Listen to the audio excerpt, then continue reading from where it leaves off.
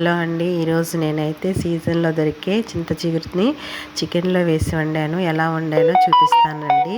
మొదటగా ఉల్లిపాయలు, పచ్చిమిరపకాయలు, కరివేపాకు కోసుకొని నూనెలో వేసుకొని తాలింపు వేసుకోవాలండి. ఈలోపు చింత చిగురిని కడిగి ఎండబెట్టిన తర్వాత ఆకుని తీసుకోనండి రెండు అరచేతుల మధ్యలో వేసుకొని బాగా నలపాలి. నలిపిన తర్వాత వాటికి ఉన్న కాడలన్నీ వచ్చేస్తాయి.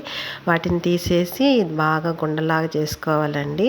ఈలోపు ఉల్లిపాయలు వేగుతాయి కదండి, అల్లం చిన్నుల్లిపాయ వేసుకోవాలి. తర్వాత చికెన్ కూడా వేసుకొని ఉప్పు కారం వేసుకోవాలి. కారంలోని పసుపు కూడా వేసుకోవాలండి. మా కారంలో అయితే ధనియాల పొడి ఉంటుంది, జీలకర్ర పొడి కూడా ఉంటుంది కాబట్టి ఇంకా నేను ఎక్కువ వేసుకోలేదు. తర్వాత తగినన్ని నీళ్లు పోసుకోవాలి.